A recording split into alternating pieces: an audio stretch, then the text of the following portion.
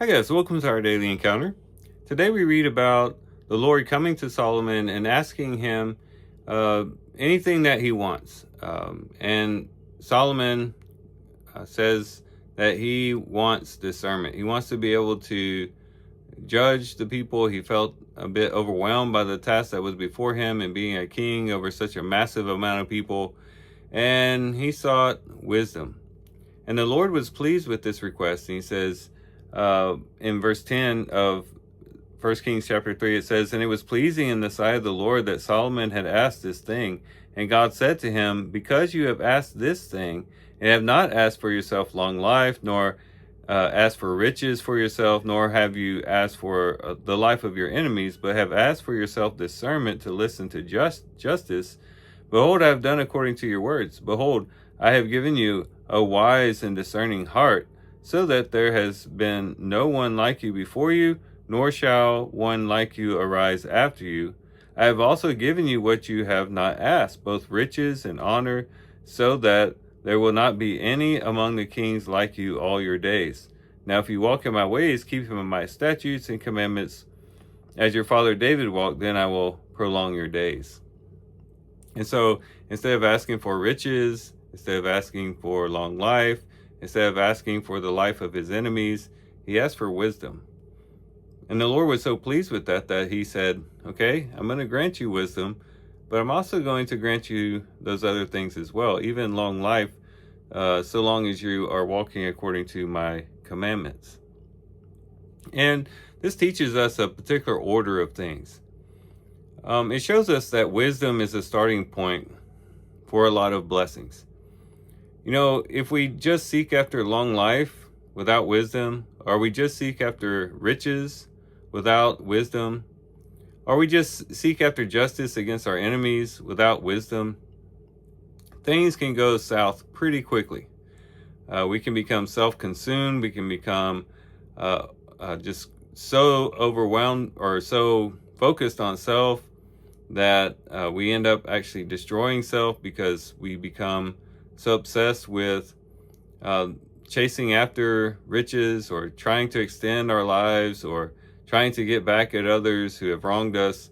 And we can really cause a lot of destruction to ourselves and to others when that is our starting point. But it's much more safer to start with wisdom, to say, you know what, even if I don't have long life, even if I don't have riches, even if I don't have justice, I want wisdom. And that becomes our starting point. And what we find is when we start with wisdom, oftentimes wisdom grows into these other blessings. As we are walking wisely, we avoid a lot of the traps of life that oftentimes lead us astray and lead us to destroy ourselves in some way. And so our length of life is shortened because we're not being wise in the way that we're behaving. Or, you know, we end up spending all of our money, or making bad decisions with our money, and end up, even though we're trying to chase after riches, we're not doing it with wisdom, and we end up losing it all sometimes. Or we might be looking after justice for our enemies, and we end up getting ourselves in a very dangerous situation. Or maybe because we're not being wise in the way that we handle it, our enemies end up overtaking us. And so wisdom is a safe starting point. As we walk in wisdom, then we know how to engage in this world. We know how to we abide by the laws of life in this world, and we're able to, in some cases, prolong our lives, acquire riches, and sometimes even gain an advantage over our enemies, because we started in the right place. We started with wisdom. Now, sometimes things happen beyond our control, and even wise people sometimes die young. Sometimes even wise people become poor. We won't deny that.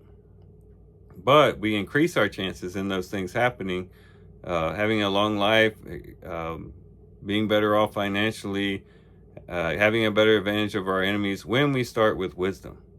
But we need to desire wisdom for the sake of wisdom itself, and not for the blessings that it brings. Like Solomon, just truly and purely and sincerely seeking wisdom. And we find that there are a lot of benefits connected to that. So today, let's seek out wisdom. Now, we're told in James chapter 1 that when we pray for wisdom, God gives with liberality, and he gives in a way that he doesn't regret. Like he wants to lavish wisdom on us. So let's go to the Lord and seek that wisdom that he provides. But let's not only gain the wisdom, but let's follow that wisdom, so that we can live a life pleasing to him above all, and so that we can be a better influence on others in this life. And if the Lord wills it, these other blessings might also arise from the wisdom that we gain. But first, we just seek wisdom. We just go to the Lord, seeking to be wise men and women before him. And that becomes our heart's desire.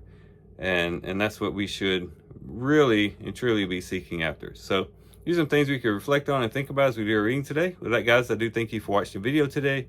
Hope you guys have a great day. Love you guys. God bless.